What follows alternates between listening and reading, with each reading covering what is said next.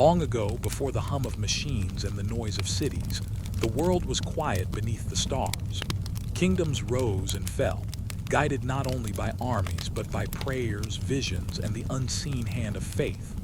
Wars were not only about land and power, but about gods, spirits, and sacred truths. Tonight, we will drift through those ancient stories. We will not march with the clashing swords, but rather float above them, like a soft wind that carries memory. Each war becomes a whisper of belief, a tale of devotion, and a reminder of how deeply humans longed for the divine. As you listen, let the rhythm of history flow like a lullaby. Each chapter will take you further into a dream of temples, deserts, rivers, and stars, where battles were fought, but where the spirit still seeks peace. If this journey helps you find rest, feel free to subscribe for more gentle stories of the past, and perhaps share in the comments where you are listening from tonight. It's beautiful to know where these soft echoes of history are being heard. The night is calm. Above you, the sky is deep and endless, filled with stars that shimmer like ancient sparks of memory. The world feels hushed, as if listening to its own heartbeat. In this stillness, you drift backward, further and further, into a time before cities, before great empires, before even the first carved stones of temples. Here, the land is wide and wild. Forests breathe with unseen spirits. Rivers carry silver light across their rippling skin. In open plains, the wind moves like a wandering flute, carrying the whispers of tribes long forgotten. And in the center of this early world, fires burn. They are not ordinary fires. They are sacred flames, tended with careful hands, with songs that rise into the night. For these early people, fire is more than warmth or protection. It is a bridge between worlds. The flame eats the wood and rises upward, like a messenger reaching to the sky. It carries smoke into the heavens, where unseen powers are thought to dwell. The tribe gathers close to the light. Shadows dance along their faces, along the earth, along the skin of drums lying silent nearby. The people believe the fire is alive, a living spirit. It listens. It sees. And so prayers are given in low voices, words shaped like breath, gifts offered in the quiet hours of night. You rest beside them. You feel the glow of the fire. Its warmth presses against your skin like a soft blanket. Its crackle becomes a lullaby. You hear the murmur of the people, and though their language is old and lost, the meaning is simple. A plea for safety, a prayer for guidance, a call to something greater than themselves. The first wars are not like the great conquests told in later tales. They are smaller, gentler in their beginnings, though still heavy with meaning. A hill, a grove of trees, a spring of clear water, each place becomes sacred, tied to the stories of gods and ancestors. And when strangers come to take it, the tribe must rise, not only for survival, but for spirit. To lose the sacred ground would be to lose a piece of their soul. Imagine the morning mist clinging to the grass. Two groups stand across from each other, their shapes half hidden in the fog. They are quiet, yet their silence is heavy. They carry spears, carved stones, and shields of bark. But above all, they carry belief. Each group is certain that their gods, their spirits, their ancestors walk beside them. And so, when the first cry is given, it is not just a battle of people, but a clash of faith. Yet in the gentle way of sleep, the noise softens. The cries fade. The struggle becomes distant, like echoes carried by wind across a valley. What remains is not fear, but devotion.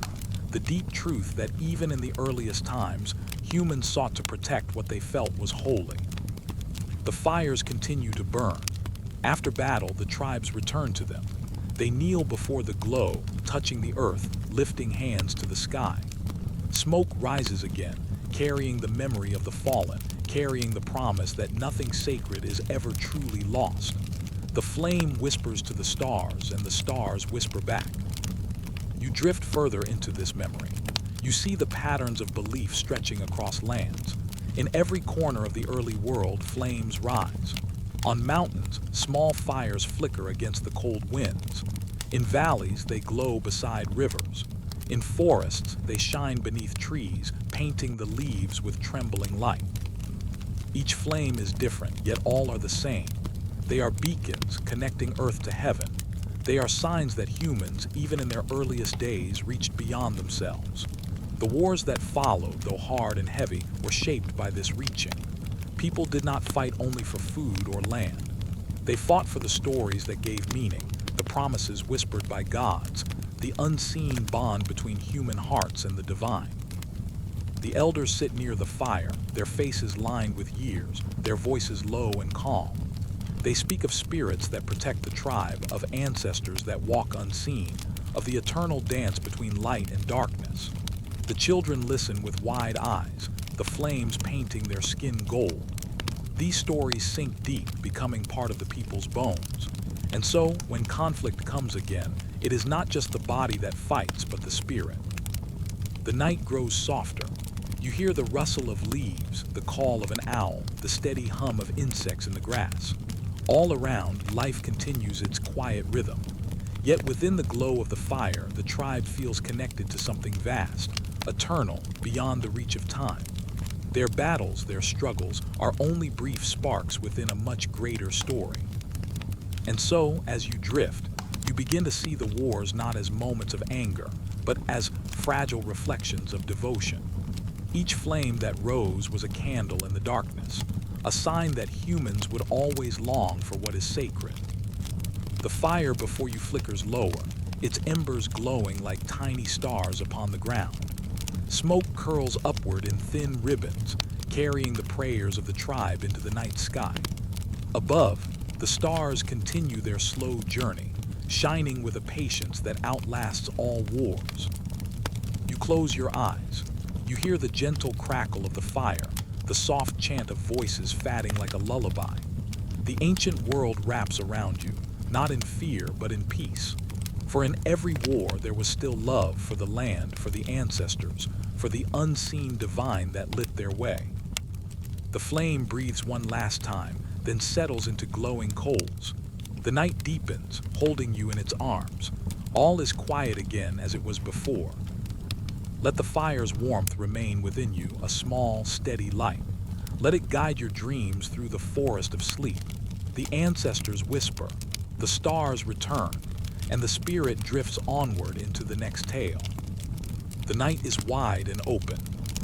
The stars lie scattered above like silver seeds, shining against a velvet sky. The air is still, yet you feel the quiet presence of the desert wind. It moves slowly, as if carrying the breath of ancient stories. Each grain of sand seems alive, glowing faintly beneath the soft touch of moonlight. You are drifting through a vast desert, a place where silence has weight. There are no walls, no cities, only dunes rolling like waves upon an endless sea. The earth is bare, yet holy.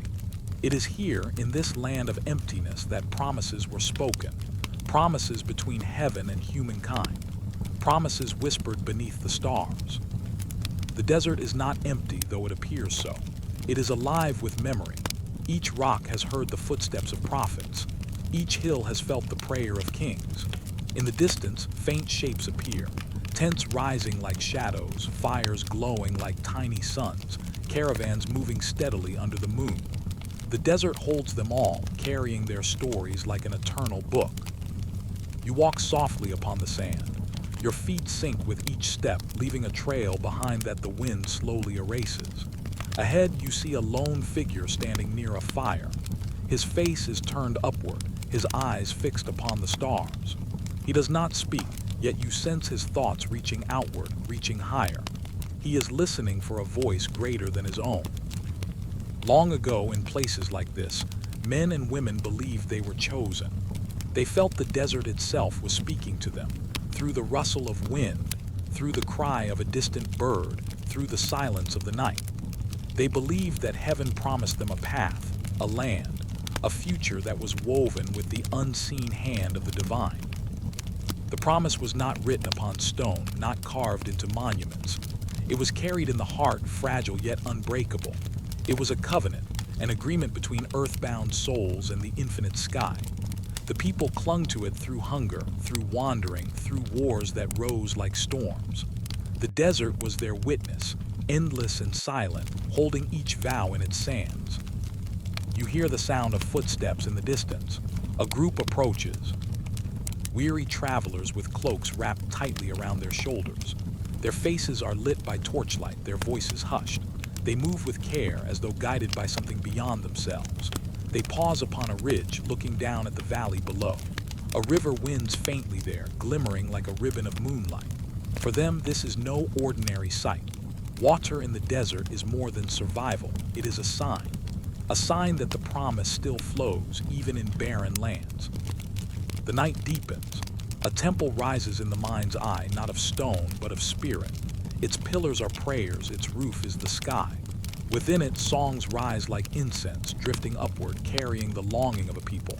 They sing of lands not yet theirs, of cities not yet built, of peace not yet known. Yet even in struggle, their faith is strong. They believe the desert is not forever. They believe the promise is waiting. Wars rise out of this longing. Kingdoms clash not only for soil, but for sacred ground. To them, each hill, each river, each stone is alive with divine memory. To lose it would be to lose the covenant itself. And so armies march, banners lifted high, their hearts burning with more than ambition. They march with faith, believing that every step is guided by unseen hands. Yet from above, the stars remain still. They do not favor one side or the other. They shine for all, equally and endlessly. Their light falls upon the tents of wanderers, upon the thrones of kings, upon the bodies of soldiers resting in the dust. The stars are silent witnesses, patient and eternal. You drift closer to one of these battles, but you do not hear the clash of weapons. You hear only the wind. You see only the glow of campfires spread across the valley like fallen stars. Men kneel beside them, whispering prayers into the flames. Some pray for victory. Others pray simply for safety, for their children, for the promise to remain true. And so the wars of the desert are not only wars of the body. They are wars of the spirit, wars of memory. They are struggles to hold onto something invisible, something felt in the deepest parts of the heart. The desert is a canvas upon which these struggles are painted, vast and unending, yet gentle beneath the moon. You sit upon the sand and listen. The wind tells you stories. It speaks of prophets who wandered alone, carrying nothing but faith. It tells of kings who dreamed of temples where heaven and earth could meet. It whispers of people who lifted their eyes, even in suffering, to the wide sky above, trusting that the promise was real. The desert at night is not harsh, it is soft. The dunes roll like waves glowing silver. The air cools, carrying the scent of firewood. Camels rest in silence, their shapes outlined against the stars. Somewhere a flute plays a low, gentle melody. Its sound carries far, a song of longing, a song of home. Time flows differently here. Days are harsh, but nights stretch long and deep. In this timeless space, the covenant remains. It is as if the desert itself protects it, wrapping it in silence, guarding it beneath the endless stars. Wars may come, kings may rise and fall, yet the promise endures. The fire before you grows dim, its embers glowing like eyes half closed in rest. Around it, the travelers settle onto the sand, wrapping themselves in cloaks. They breathe slowly, their bodies rising and falling like the quiet rhythm of the earth. Above them, the sky watches, vast and tender. You close your eyes with them. You feel the cool breath of the desert upon your skin. You hear the soft hush of the wind as it moves over dunes. The promise is still here, whispered by the stars, carried by the sand, held in the silence of night. Let your spirit rest in this quiet place. Let the weight of the day drift away as the desert cradles you in its wide arms. The wars fade. The prayers linger, the stars continue to shine. Now rest as the desert keeps its promise. Now rest as the stars return. Now drift onward into sleep. The night opens gently before you. The stars above are clear and patient, shimmering over a land shaped by two great rivers. Their waters glimmer like silver threads, winding endlessly through fertile soil. The air is still, touched by a quiet warmth, as if the earth itself remembers every prayer ever whispered upon its surface. Here lies the cradle of ancient memory, Mesopotamia, the land between rivers. The Tigris and the Euphrates move like slow, living veins, carrying life across plains of green and gold. Beside them, people gather, build, and dream. In their hearts, the rivers are not only water but sacred gifts, blessings from gods who watch from the skies. The first cities rise here, their walls made of clay, their towers stretching upward like reaching hands. And higher still, ziggurats climb into the air step by step, stair by stair, as if inviting heaven to come closer. At night, torches flicker along their edges, casting long shadows over the streets. Priests walk quietly, carrying incense, their voices soft as they sing to the gods of sun, storm, and fertility. You drift closer to one of these temples. Its great steps rise above the earth, massive yet calm, glowing under the moon. At its peak, a small shrine waits, open to the stars. Their offerings are placed: bread, wine, the smoke of sacred herbs. For the people believe that gods walk among them, unseen yet always present. Every prayer, every gift, every whispered hope is carried upward, like smoke dissolving into the night sky. In the distance, drums echo. They are slow, steady, like a heartbeat. Armies gather, their banners painted with symbols of lions, bulls, and suns. These are not just emblems of power. They are marks of the divine. To march under them is not only to fight for kings, but to defend the gods themselves. The wars of Mesopotamia begin in this way. They are fought for water, for land, but always for spirit. A temple seized is more than stone. It is a wound in faith. A statue of a god taken is more than a prize. It is as though heaven itself has been stolen. And so, the people fight not only with their bodies, but with their souls, praying as they lift their spears, calling upon the sky to guide them. But you, drifting above it all, hear only the softer sounds. The trickle of the rivers as they bend and flow. The low chant of priests at dawn, calling for the sun to rise. The laughter of children running through clay streets, their voices like tiny bells. The wars become faint, like distant storms. What remains close is devotion, the endless reaching of humans toward something greater than themselves. A temple bell rings. Its tone is deep and calming, rolling out across the city like a wave. People pause in their work, lifting their eyes to the tower. They whisper blessings, pressing hands to their hearts. For them, each sound is a reminder that life is sacred, woven between earth and sky. The gods of Mesopotamia are many.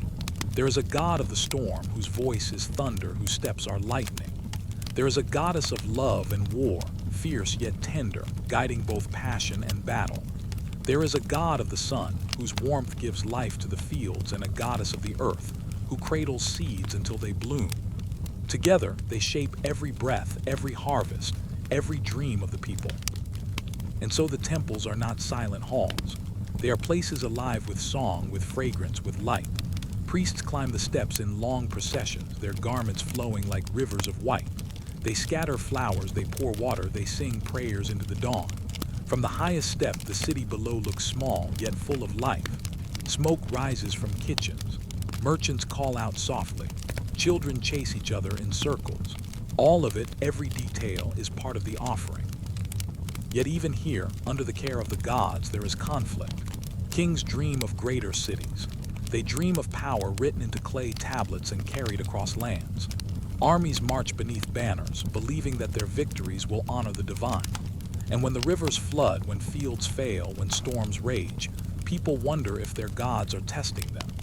Each war, each struggle is wrapped in this sacred tension between hope and fear, devotion and doubt. But in the gentle rhythm of night, all becomes calm again.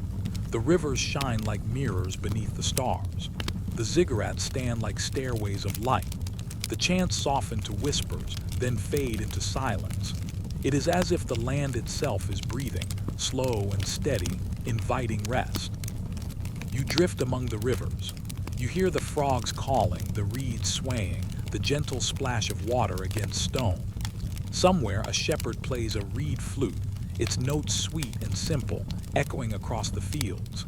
The sound blends with the flow of the water, like a lullaby written by the earth. In this quiet, the wars fade further away. The armies become shadows, their noise carried off by wind. What lingers is the faith of the people, their temples, their prayers, their endless devotion to the unseen. For even in struggle, they believe the gods walk beside them, guiding each step, shaping each breath. The night deepens, torches burn low. In the temple, the last prayer of the day rises, soft and steady. The priest bows, placing his forehead to the earth. He does not ask for conquest. He asks for peace, for harmony, for balance between the rivers, the fields, and the hearts of men. You feel his words like a gentle tide carrying you inward, carrying you down. The city grows dim, the rivers blur into silver lines, the stars shine brighter above. All is still, all is calm. Rest now as the temples sleep. Rest as the rivers carry their endless song. Let us drift onward into the next dream. Now rest as the stars return. The night is quiet. The sands rest under a veil of silver moonlight. Somewhere far across the desert, the Nile flows slowly, its waters whispering songs to the reeds. The air is still, yet soft winds drift like unseen hands, carrying the perfume of lotus blossoms and the memory of incense rising from forgotten temples. You are here now, where the desert opens into the land of Egypt, a place where kings once claimed the mantle of gods, and every battle, every stone, carried the weight of eternity. Breathe gently and let the vision unfold. See the horizon painted in pale gold, as if dawn waits patiently behind the stars. See the silhouette of pyramids resting like mountains of silence, their edges softened by the night. And here in the distance, the deep rhythm of drums, as if time itself is speaking from the heart of the earth. The pharaohs of Egypt were not seen as mere rulers. They were bridges between heaven and earth, chosen to carry the divine will into the world of men. Their crowns gleamed with symbols of power, the cobra that guarded, the vulture that spread wings of protection. In their eyes burned the sun of Ra, the everlasting light. In their voices moved the wind of truth. Every victory, every loss, was not only their own. It was the triumph or testing of the gods themselves. When armies marched across sand and stone, it was believed that the sun god rode with them, that the falcon of Horus spread wings above their shields, and that the river of life itself surged within their hearts. Yet Egypt was more than war. It was song and harvest, temple and silence, prayer and promise. The wars that came were carried in the folds of belief, shaped not only by land and power, but by the unseen breath of heaven. Picture a dawn along the Nile. The sky glows like molten copper, and mist curls low upon the waters. Priests move quietly along the temple steps, their white robes brushing the stone. They lift bowls of oil, lamps of flame, and offerings of bread, setting them before statues that gleam in the new sun. Every prayer is a shield, every hymn a sword. Before battle, the temples echoed with voices that sought the blessing of the gods. Pharaoh, robed in gold, stood not as man alone, but as God embodied. His crown was a sunrise, his staff the line between earth and sky. When he stepped upon the field, it was said that Ra himself looked through his eyes, and that Osiris, lord of the dead, measured each breath of the fallen. For the Egyptians, war was never without spirit. The clash of spears was the clash of heavens. The sound of chariots was the thunder of storms sent by the gods. Even the dust that rose was sacred, carrying whispers back to eternity. Imagine now the armies of Egypt. Chariots gleam in morning light, their wheels carved with prayers. Horses adorned with plumes and golden harness breathe clouds into the air. Warriors lift shields painted with falcon, suns, and lotus flowers. Their steps fall in rhythm, like waves against the shore. To them, this was not only a march to battle, it was a procession through time, guided by the eternal hand of heaven. The deserts were vast, yet the river always called them home. It was the Nile that bound them, a ribbon of life in the endless sands. Each campaign stretched its shadow across foreign lands, yet always the heart of Egypt beat with the waters of its sacred river. No matter how far armies traveled, the gods of Egypt marched with them. There were temples built like mountains of stone. Ziggurats and pyramids rose with the voice of the earth, calling the sky to bend down. On their walls were carved stories of wars and victories, each stroke of chisel a prayer. Hieroglyphs danced like stars frozen in stone, telling of kings who conquered not only men but chaos itself. To inscribe a battle upon temple walls was to bind it forever into the memory of the gods. And yet, beneath the stories of swords and shields, one can still hear the quieter truths. The prayers whispered by mothers, the incense carried by winds across the fields, the silent gaze of the Sphinx, watching through the ages as men lived, fought, and passed back into dust. The gods themselves were woven into these wars. Ra the sun gave light to every step. Horus the falcon guarded the throne of Egypt. Isis the mother wrapped her wings around the fallen. And Anubis, the jackal, guided spirits through shadow toward eternity. Each battle was a mirror of the heavens. When the pharaoh lifted his bow, it was said that he drew upon the strength of Ra. When his soldiers charged, they moved as if carried by Horus' wings. And when the day ended, the dead were offered not to silence, but to Osiris, who promised that even in death, life would bloom again. The wars of Egypt were not only for land. They were for harmony, for balance, for the order they called Ma'at. Ma'at was the breath of truth, the feather of justice, the rhythm of life itself. Every sword lifted in battle, every prayer spoken in dawn light, was weighed against this eternal balance. To preserve order was to preserve the world. To let chaos win was to let the universe itself fall apart. So each battle carried not only the weight of earth, but the weight of the stars. Each victory was not only triumph, but renewal of the eternal promise. And each loss was not only sorrow, but a reminder that even kings and gods must bow to time. Rest now with the image of twilight falling over the Nile. The river glimmers like polished bronze. The temples breathe with silence, their great columns casting long shadows. Pharaoh's armies return, weary yet proud, their banners fluttering like tired birds. They set down their weapons. They wash their hands in the river, letting the waters carry away the dust of war. Priests light torches that glow against stone, and voices rise once more in quiet hymns. The gods are thanked. The balance is renewed. And the land of Egypt sleeps again under the gaze of stars that have watched since the first dawn. The pharaoh, too, lays down his crown for the night. The golden mask is set upon polished stone. The room grows still, save for the soft crackle of oil lamps. Even one who carries divinity must rest.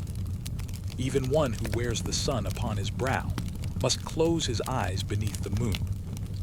And so Egypt sleeps, held in the gentle arms of the desert, cradled by the eternal flow of the Nile. The stars shine above the pyramids, their light falling across sand, across temple, across time itself. Every grain of sand holds memory. Every ripple in the river carries prayer. Every breath of wind whispers of battles fought, promises kept, and the endless balance of man. Now let yourself drift with this vision.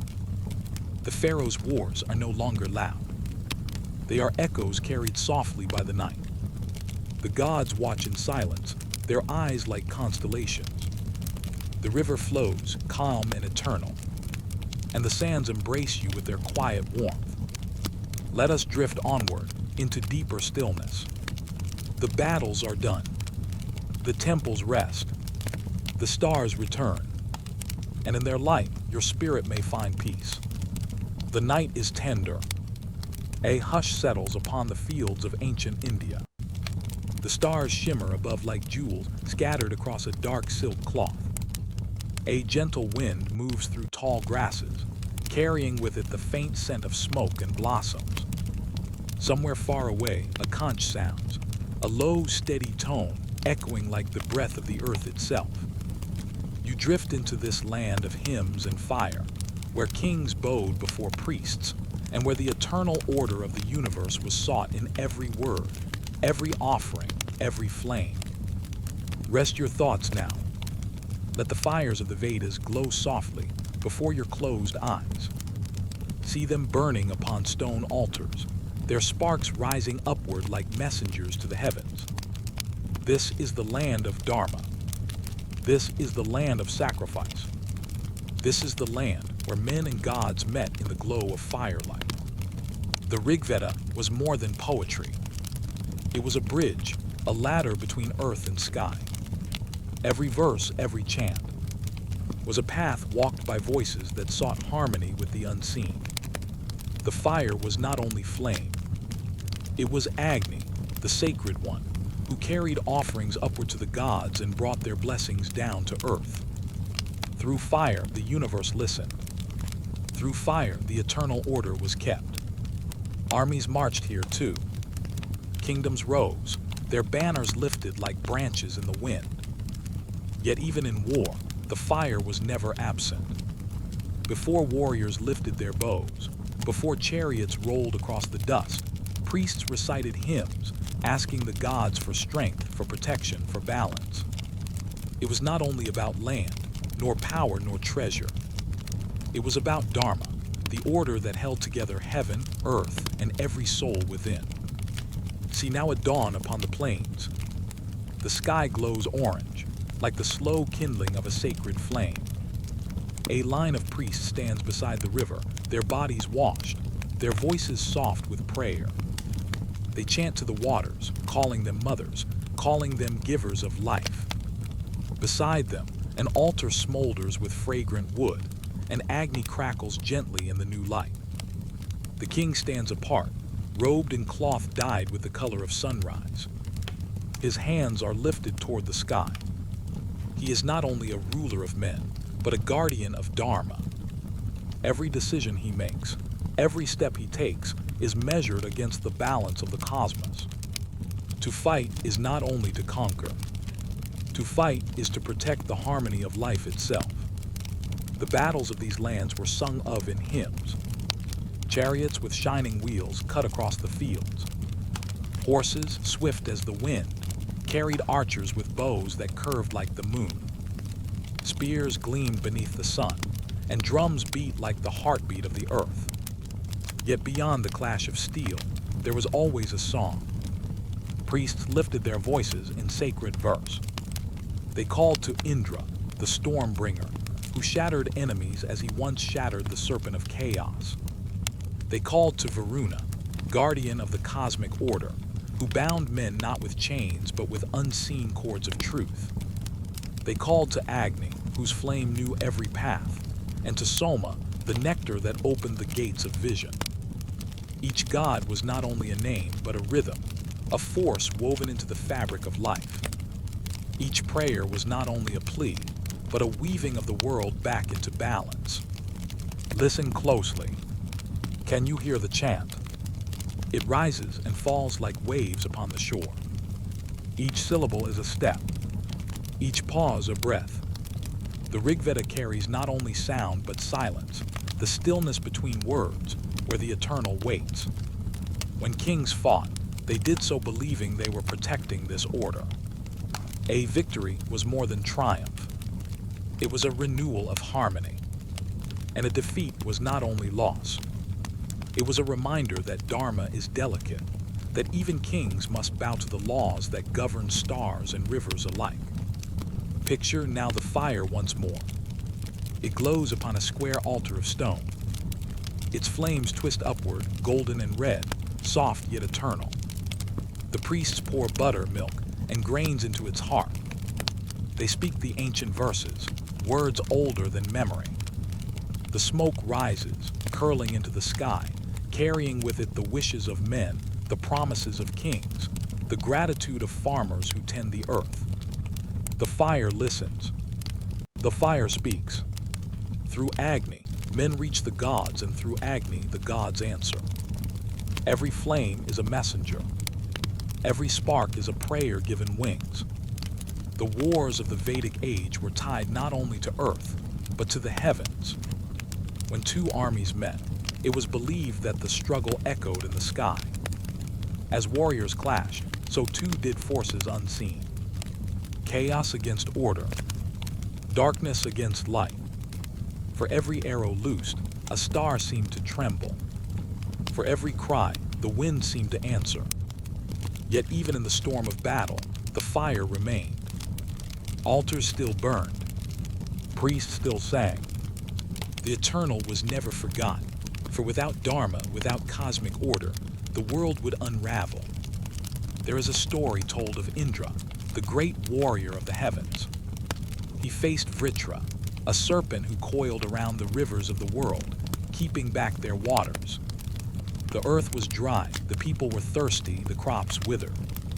But Indra, armed with the thunderbolt, struck down the serpent. The rivers were freed. Life returned. Order was restored. This story was more than myth. It was a mirror. Every battle upon the earth was seen as a reflection of that ancient fight. When kings rode out with their armies, they believed they followed the footsteps of Indra, fighting not only for land but for the release of life itself. Each enemy overcome was like another serpent undone. Each victory was the river flowing once again. Let the vision soften now. The battles fade. The sound of chariots grows distant, like thunder moving far across the hills. The dust settles. The smoke drifts away. And once again, the fire glows quietly, steady as a heartbeat. In the hush of evening, the people gather near. The priests chant softly. Children watch the sparks dance upward, their eyes wide with wonder. The king sits in silence, his crown laid beside him. For in the end, every warrior, every ruler, every priest is but a guest before the eternal fire. The stars above shimmer, watching as they always have. They care not for crowns or conquests. They shine the same upon victor and vanquished, reminding all that life is but a moment in the endless dance of time. The Vedic fires never truly fade. Even as centuries pass, their glow is felt. Their hymns still echo in the stillness of night. Their lessons still whisper that harmony is fragile, that truth must be guarded, that the balance of the world is the most sacred of treasures. And so you rest now with this firelight. Its glow warms the quiet of your mind.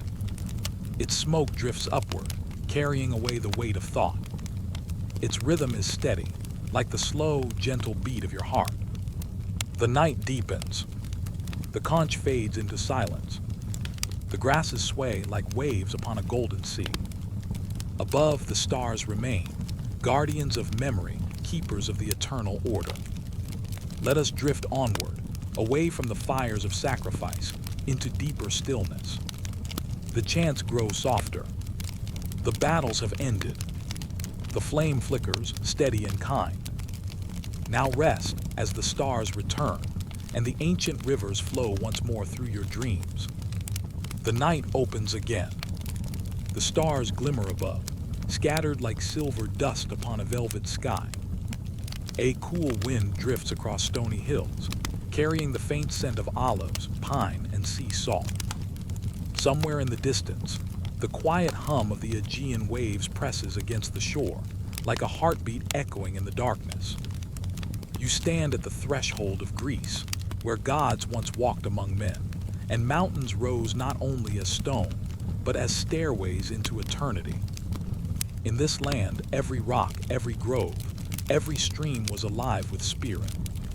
The mountains especially stood as sacred beings, their peaks rising like watchtowers between heaven and earth.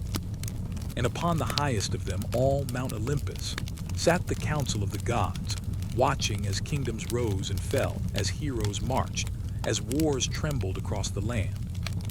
See now the mountain, bathed in moonlight. Its slopes glisten with snow, its ridges sharp against the sky. Clouds curl around its summit, hiding and revealing its heights, as though the heavens wish to veil their mysteries. The people below look up with awe, whispering prayers into the night. For to them, Olympus is not only a peak, it is the very heart of destiny. Here dwells Zeus with his thunderbolt, Hera with her crown, Athena with her wisdom, and Ares with his restless flame. Every battle in Greece unfolded under their gaze. No arrow was loosed, no shield lifted, without the thought that a god's hand might be guiding it. Heroes were born of divine unions, and armies fought believing Olympus watched and judged. The mountains did not only echo with the sound of storms, they echoed with the voices of gods. Imagine the heroes now. They walk across valleys at dawn, their armor catching the light of the rising sun. Bronze glimmers like liquid fire upon their shields. Horses snort clouds into the cold air. The earth itself feels heavy with footsteps, as though it remembers what is about to unfold. Yet above them, unseen, the gods gather in council. Zeus, seated upon his throne of storm clouds, weighs the fates in his hand. Athena, calm and radiant, speaks of strategy and wisdom.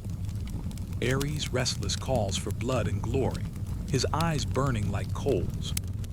Hera watches with quiet resolve, her presence steady as the mountains themselves. The decision of war is never fully in mortal hands. Threads of destiny weave between earth and heaven, binding king and soldier alike. The wars of Greece were not merely for land or power. They were often tied to honor, to promises, to divine will whispered in dreams. One remembers the story of Troy, where armies crossed the sea for a queen whose beauty was said to shine like the dawn. Yet behind the sails, behind the clash of spears, the gods themselves argued, taking sides, sending signs, guiding arrows. Heroes like Achilles and Hector fought with fire in their hearts, knowing their names would echo across time, lifted by both mortal song and divine memory. The mountain stood silent through it all, its face unmoving, its summit hidden in mist. It did not cheer nor condemn, but it held the weight of every cry, every prayer, every oath whispered to the stars. Olympus became not only a place, but a symbol of fate, of struggle, of the fragile bridge between man and God. Now let us drift higher, as though carried by the night wind itself. You ascend the mountain paths, where shadows stretch long and quiet. Torches flicker in the valleys below, like tiny stars that burn for only a moment. The higher you rise, the quieter the world becomes. The cries of battle fade into silence. The air grows thin, and the sky feels close enough to touch. At the summit, clouds roll like oceans beneath your feet. And there, seated in stillness, are the immortals. Their forms are vast, yet gentle.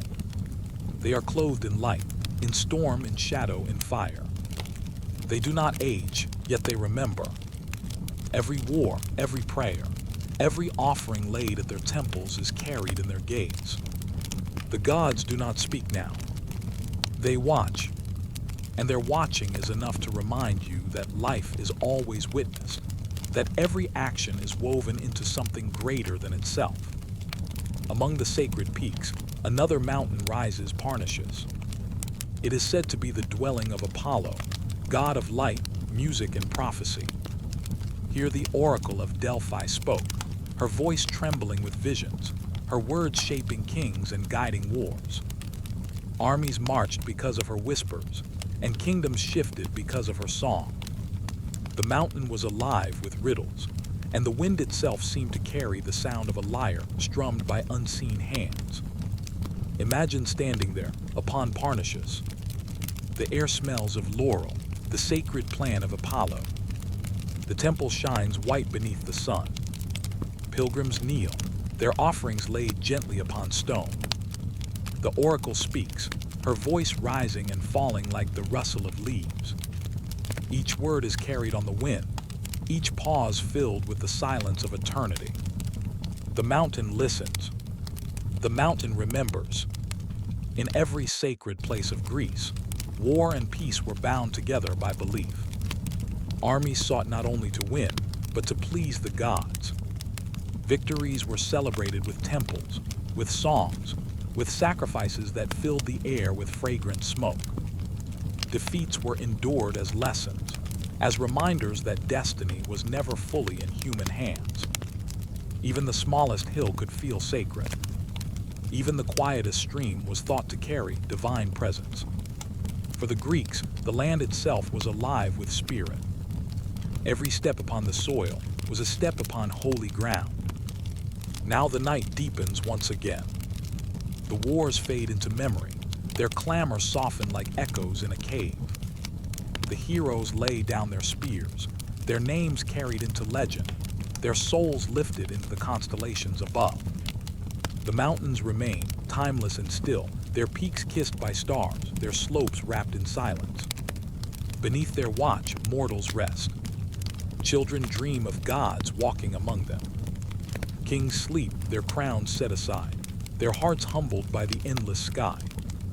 The firelight of temples flickers in the valleys, warm and steady, like the breath of the earth itself. Let your mind rest here now, in the hush of Olympus, in the quiet of Parnassus. The mountains are steady. The gods are silent. The stars above shine, keeping watch. You are safe, carried by the rhythm of ancient song, the murmur of timeless prayers. Let us drift onward, into deeper stillness. The wars have ended. The voices of gods fade into the wind. Now rest as the stars return, and the mountains keep their eternal vigil. The night drifts open once more. The air is cool, carrying the faint scent of olive groves and stone warmed by the fatting sun. A hush settles over the 7 hills of Rome, their shadows stretching long across the Tiber. The river glimmers like a ribbon of silver, whispering quietly beneath the stars. Torches flicker in distant courtyards, their flames bending with the evening breeze. The city rests, yet in its heart lies memory of banners, of battles, of sacred omens read beneath the sky. Rome was not built only with stone and law. It was built with faith, with signs drawn from the heavens, with prayers spoken before the march of armies. To the Romans, no battle was fought alone. Every conquest, every shield lifted, was tied to the will of the gods. Above all, the banners carried into war were more than cloth. They were prayers in motion, lifted high, kissed by the wind, guided by unseen hands. Close your eyes now and see the banner. It rises tall upon a staff of bronze, its crimson cloth rich and deep as twilight. The golden eagle shines upon it, wings spread wide, eyes fixed upon eternity. The soldiers gather around it with reverence. To lose the banner was not only defeat, but dishonor, like losing the blessing of Jupiter himself. For the eagle was more than symbol. It was the spirit of Rome. When legions moved across fields and mountains, the banner led them. It shimmered in the dawn light. It caught the fire of sunset. It stood as a beacon when the dust of battle clouded the earth. And the men looked upon it with courage, believing the gods looked back upon them. Yet Rome's faith was not in banners alone. Before each campaign, the augurs, the sacred watchers of signs, would turn their eyes to the sky. They studied the flight of birds, the way wings spread against the morning sun. They listened for the cries carried upon the wind. For in the patterns of wings, in the rhythm of flocks, omens were heard. A bird flying to the right meant favor. A bird turning left brought caution. The sky was a book, and every feather was a letter written by divine hands. Soldiers waited in silence for the augur's words. The fate of whole campaigns could turn upon the flight of a single bird. Imagine now the quiet before war. The army stands in stillness, armor gleaming faintly. The air is thick with incense rising from a sacred fire. Priests pour wine upon the earth, offering libation to Jupiter, king of the gods, asking him to grant victory. The standard bearer holds the eagle high, its golden form shining in the glow of flame. Every heart beats steady. Every eye looks upward, waiting for a sign. And then across the sky, wings unfold. A hawk circles above, its path smooth, its motion strong. The augur raises his staff and nods. A murmur of relief passes through the legion. The gods are with them. The march begins. Rome believed that war was not only duty to the state, but also to the heavens. Each conquest was painted as a divine act, a step in the unfolding will of the gods. Jupiter gave thunder to strike fear. Mars, the god of war, gave courage to the heart. Venus, beloved of Aeneas, gave favor to her people, whispering of destiny that stretched as far as the horizon. Every spear raised was not only iron, but prayer. Every shield lifted was not only defense, but offering. And as the banners moved forward, men felt they carried with them the very presence of their gods. The eagle standard became the soul of the legion. If it fell, men would leap into danger, even into death to save it. Stories tell of soldiers who rushed into rivers, into flames, into walls of enemy spears, only to rescue the eagle from capture. For to lose it was to lose Rome's spirit in that place. To hold it was to hold divine strength. At night when the camp was set, the banner was placed within a shrine, guarded with honor. Torches glowed softly around it. Incense drifted upward. The eagle watched in silence, steady as the stars above. It did not sleep, yet it seemed to bless the dreams of those who lay near. Beyond banners, beyond auguries, Rome carried another faith into battle, the sense of destiny. The Romans believed they were chosen, guided by the fates, to bring order to the world. It was not arrogance, but a quiet certainty, like the steady flow of the Tiber toward the sea. Each step outward, each conquest of new land, was seen as the river of fate unfolding. And yet, even with destiny, the Romans sought harmony with the gods. Temples were built wherever they went. Altars rose in foreign lands, their stones washed with the blood of offerings, their smoke curling gently into the air. The gods were honored in every victory, remembered in every triumph. For Rome's strength was never seen as Rome, alone. Picture the roads now, stretching straight and silent across valleys and plains. Upon them march the legions, steady as the tide. Sandals strike the earth in rhythm. Shields clink softly, banners sway in the wind. Dust rises in the golden light of dawn, carrying with it the sound of distant chants. Priests walk among the soldiers, lifting prayers, their voices weaving with the rhythm of marching feet. The eagle glimmers above, catching sunlight, guiding them forward. The land they pass through holds silence. Hills watch in stillness. Rivers flow quietly. The gods are present in all of it, seen in cloud, in stone, in the turning of the seasons. Rome moves, but the earth itself seems to move with them. The wars were fierce, but the telling of them need not be. For now, in the stillness of night, the clamor is softened. The clash of swords becomes a distant echo, fading into memory. What remains is the devotion, the reverence, the way men looked upward even as they fought upon the earth. They sought not only to win, but to honor. Not only to conquer, but to fulfill what they believed was written in the stars. The banners, the omens, the prayers, they were threads in a great tapestry. A tapestry that bound Rome to its gods, men to their courage, earth to sky. Each battle was but a single stitch.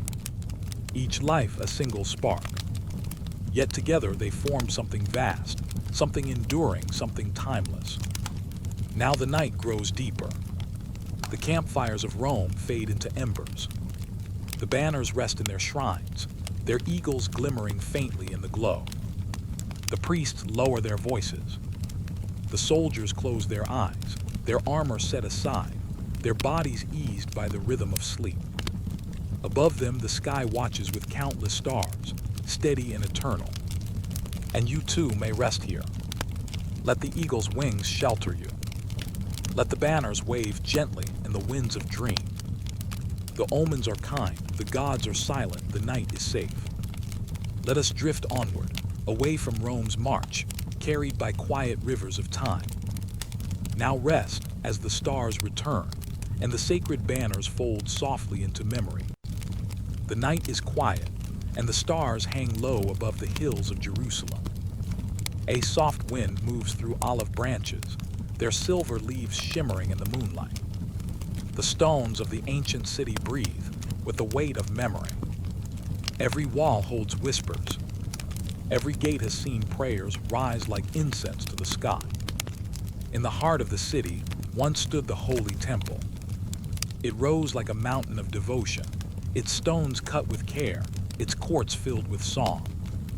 Lanterns glowed in its chambers. Smoke from offerings curled upward, carrying the breath of earth to heaven. Here the sacred and the human touched. Here fire never ceased. Imagine stepping softly into its courts.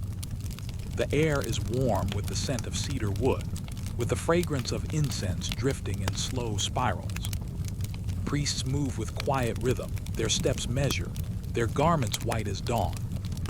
Every sound is gentle, like the brushing of wings.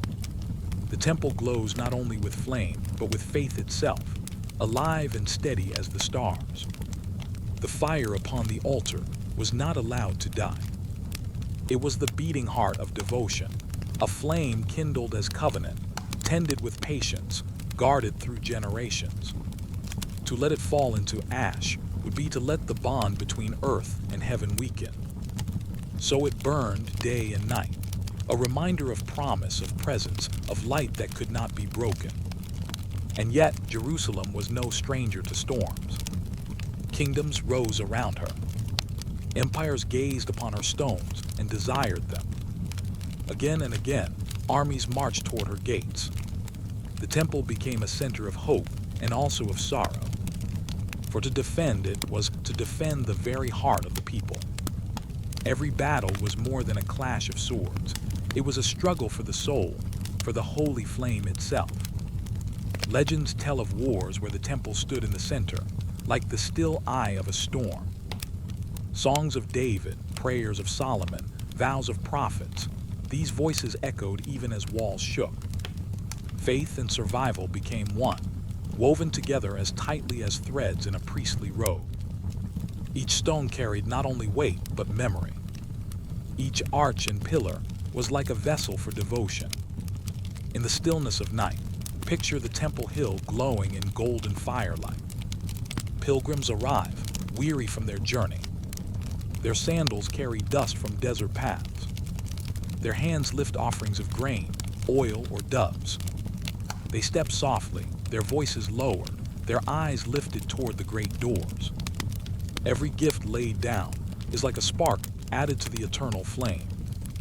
The temple gathers all of them, each prayer, each tear, each whispered hope, and carries them upward, like smoke dissolving into the vast sky. The temple was more than stone. It was promise. It was covenant. It was the meeting of heaven and earth. But wars did come. The Babylonians with their shadowed banners. The Romans with their endless legions.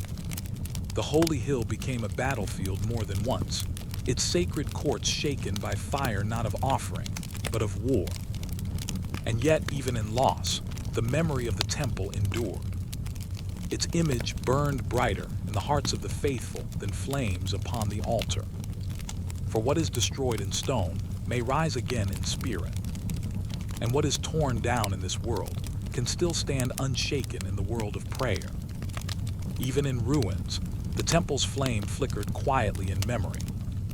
It traveled in songs. It lived in scriptures. It breathed in the longing of a people who turned their faces toward Jerusalem with every dawn. Picture now the soft glow of lamps at night in homes far away. Exiles sat beside them, whispering words of remembrance. Children listened to the stories of the temple, eyes wide, hearts filled with longing. The memory of fire became a guiding light, leading them home in dreams, if not yet in steps. The holy place could not be forgotten. It was carved into their very breath, into the rhythm of their prayers. In this way, the temple never truly fell. It moved from stone to spirit, from walls to words, from altar to heart. Even scattered, the faithful carried it within them. Every prayer was a stone. Every song was a lamp. Every hope was another flame, rising unseen yet bright. The wars for Jerusalem never ceased for long. Generations passed, and each returned to the sacred hill with devotion. Empires shifted, banners changed, yet always the temple remained at the center of longing. It was more than a place. It was a promise that the bond between heaven and earth could not be broken. In times of peace, the temple was filled with song. Horns sounded in the morning. Choirs of voices rose with the sun. Pilgrims climbed the hill with joy, carrying their offerings in woven baskets. The steps were worn smooth by thousands of feet, each carrying love, each carrying trust. In times of war, silence often followed. But even in silence, the memory of music lingered. Like echoes carved into stone, the songs did not leave. They waited, patient as the stars, for the moment when voices would return. Now, as you rest, imagine the temple not in ruin, not in battle, but whole and glowing. Its walls shine with light like the morning sun. Its gates stand open, wide as welcome. Inside, the altar burns with steady fire, warm and golden, steady as breath. The people gather in quiet reverence. The air hums with peace. No swords clash, no armies march.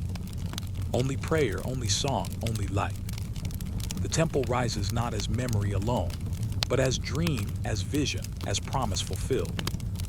Its stones are smooth, its courts filled with fragrance, its lamps eternal. And above it, the heavens spread wide, vast and clear, filled with stars like countless sparks of blessing. The wars may have shaken the earth, but faith held fast. The fires of the temple were never only flames upon stone. They were fires of devotion, of resilience, of unbroken hope. Even now, as centuries have passed, their warmth can still be felt in the quiet of prayer, in the rhythm of sacred words, in the longing of the heart that turns toward Jerusalem in the silence of night. So rest now, with the temple aglow in your mind. See its golden light stretching across the hills. Feel its peace surrounding you like a cloak. Hear its ancient songs carried by the wind. The wars fade into shadows. The flames burn on. And you drift safely, gently into the calm of dream.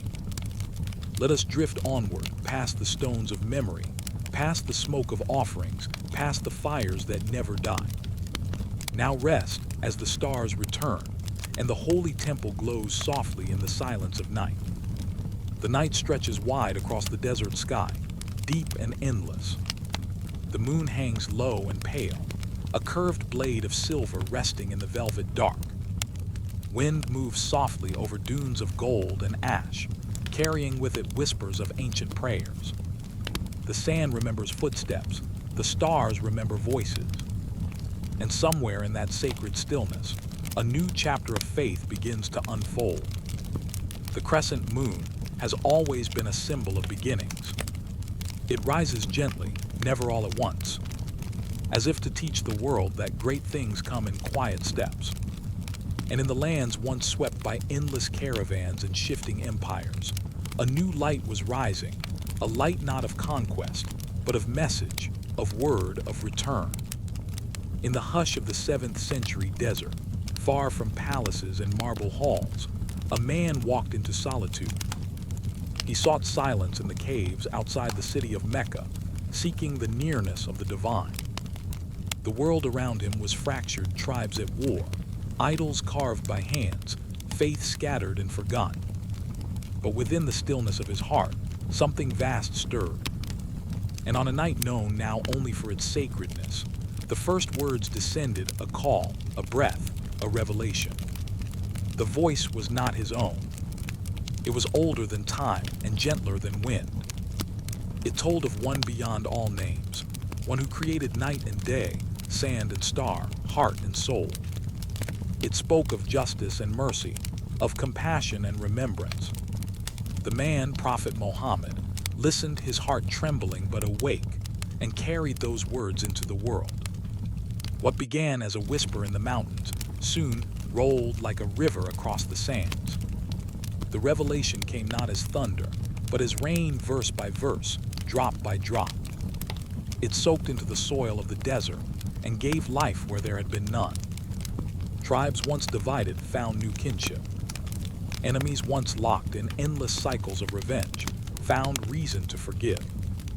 And the crescent moon rose higher each night, shining over a people who were learning to walk a new path.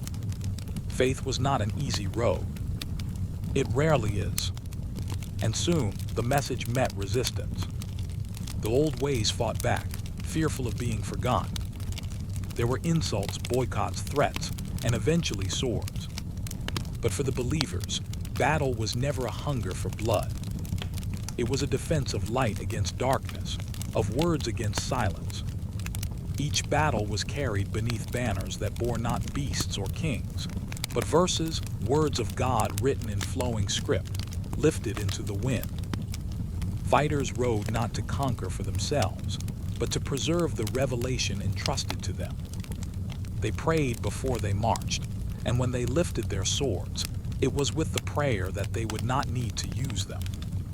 Theirs was a struggle not for land, but for the soul of humanity. In the sands near Medina, the believers faced their first great trial.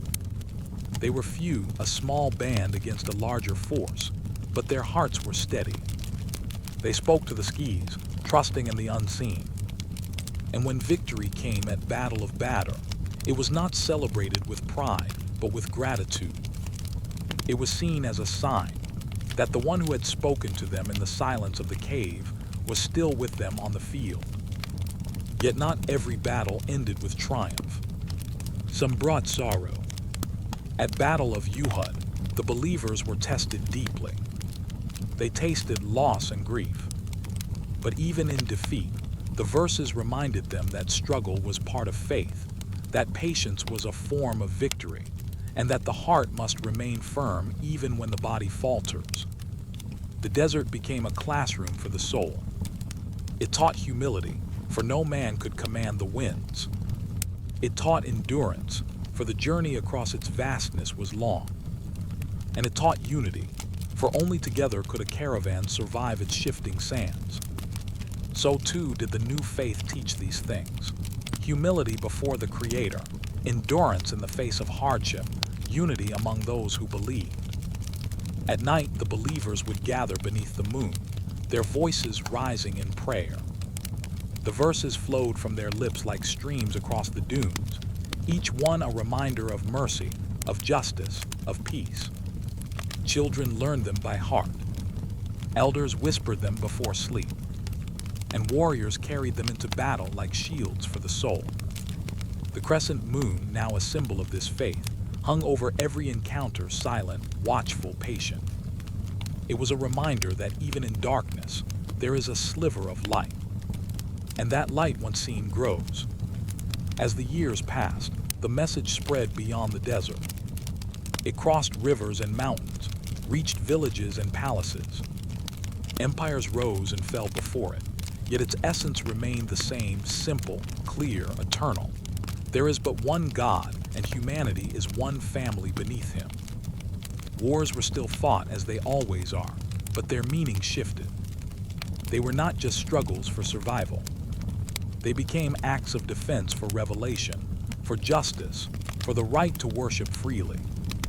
And even in war, mercy was woven into the fabric of faith. Rules were given to protect the innocent, to guard the earth, to honor the sanctity of life. Victory was not measured by the land taken or enemies slain, but by the preservation of dignity, the upholding of truth. Across centuries, the crescent moon continued to rise over new lands, over gardens and deserts, over mosques and markets. It shone on scholars who studied the sacred text by lantern light. It shone on travelers who spread the message with kindness and trade rather than sword and flame. It shone on poets who turned revelation into song, and on rulers who carved justice into law. And through it all, the memory of those early struggles remained, not as tales of violence, but as reminders of faith's endurance. Each battle was a chapter in a much larger story, the story of how a message once whispered in a cave became a river flowing through the heart of the world. Now close your eyes and see the desert again. The sand is cool beneath the night breeze. The stars stretch above you, infinite and calm. The crescent moon glows softly, a promise written across the heavens. In the distance, you hear verses being recited, gentle, rhythmic, timeless. They are carried on the wind, floating like banners across the open sky. This is the story of faith not as conquest, but as light. Of struggle not as hatred, but as devotion. It is the story of hearts drawn together beneath a single moon, walking toward the same horizon. The battles fade into the silence of memory. What remains is the word, eternal, unbroken, alive. Rest now as the sands grow still. Let the verses linger like lullabies in your thoughts.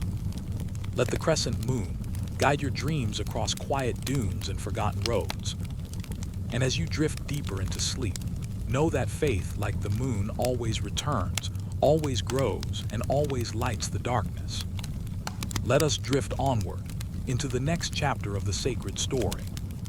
The night begins softly, like a prayer whispered in candlelight. Above the earth, a sky of velvet opens, carrying countless stars. Their light is pale, like silver dust scattered across the heavens. And far below, in the quiet of history, banners once lifted in wind and fire drift again through memory. This is the story of the crusading cross, not told with noise or clamor, but with calm remembrance. A story where devotion and longing shaped lives, even as swords were raised. In the centuries long past, bells tolled through stone cathedrals. Their sound rolled across valleys and rivers, summoning hearts to prayer. At the same time, in the east, the call to prayer echoed from minarets, rising like song over markets and gardens. Between the two, lands lay sacred to both: Jerusalem, the holy city, where every stone seemed touched by eternity. The cross and the crescent both looked upon those walls. Pilgrims walked dusty roads with staff in hand, dreaming of standing where prophets had once stood. The journey was long, filled with danger and fatigue, yet faith pulled them onward like a guiding star. For many, it was not a march of conquest, but of hope, to kneel, to touch, to remember. The Crusades began not in sudden anger, but in fervent devotion. In the West, rulers and peasants alike were stirred by visions of the holy city. They saw it not as stone and mortar, but as the heart of heaven on earth. To walk its streets, they believed, was to walk closer to the divine.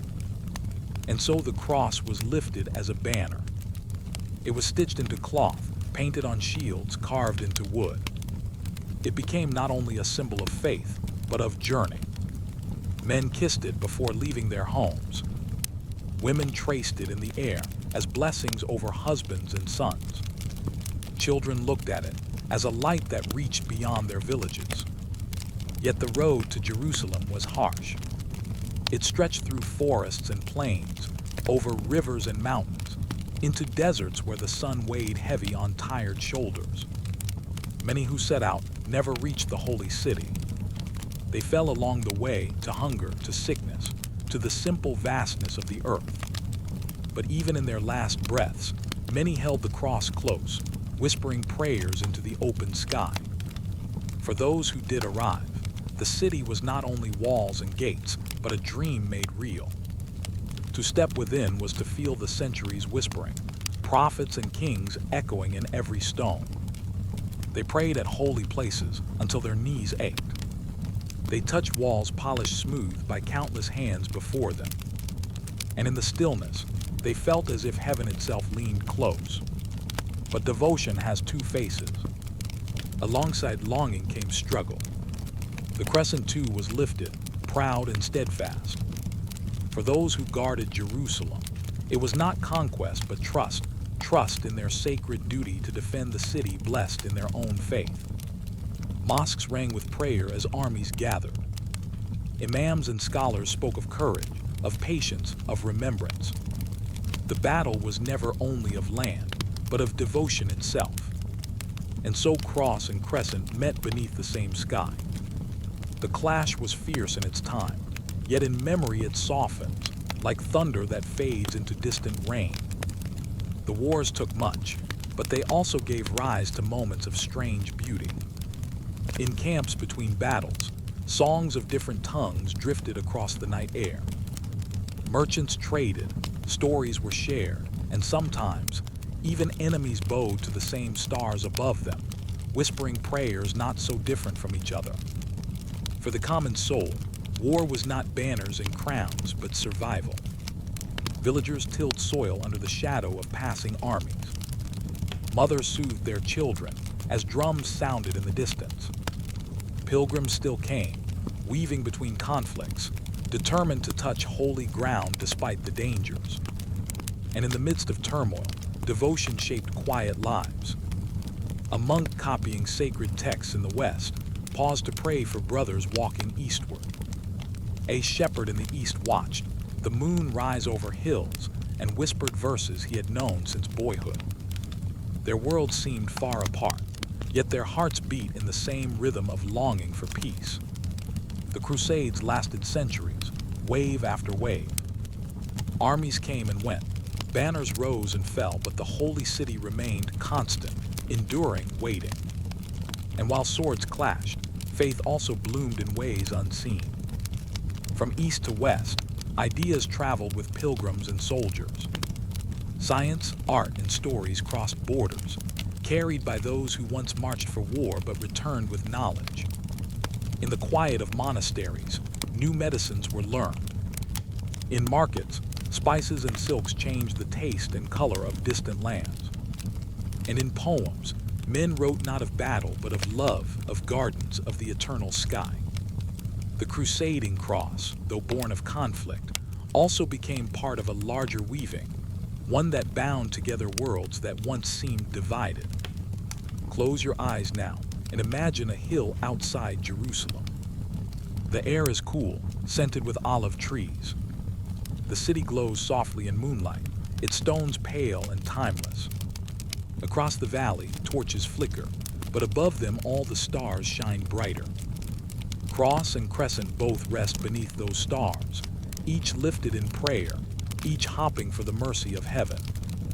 Listen deeper, and you will hear not swords but voices. A mother teaching her child to pray. A pilgrim singing as he walks the last stretch of road. An old man whispering blessings over the graves of the fallen. These are the quiet truths hidden beneath the noise of history. The Crusades are remembered as wars, but also as bridges. They remind us that devotion, though it can divide, also carries within it the seed of unity. For in the end, all stood beneath the same night sky, all dreamed of touching the eternal, all longed for peace. The banners have long since fallen. The swords are rusted and buried in forgotten fields. But the prayers remain, carried by wind and water, etched into stone and memory. They rise still like incense, like candlelight, like stars. Rest now, as the fires of history grow dim. The crusading cross flickers not as a weapon, but as a symbol of human longing to reach beyond, to find meaning, to walk closer to the divine. The crescent too shines, calm and eternal, a reminder that faith wears many faces, yet turns always toward the same heaven. Let your heart drift beneath this sky of old prayers. Let the stars cradle you in silence. And as sleep comes gently, know that even in the noise of the past, devotion carried dreams that still shine today. Now rest as the stars return, and let us drift onward into the next dream.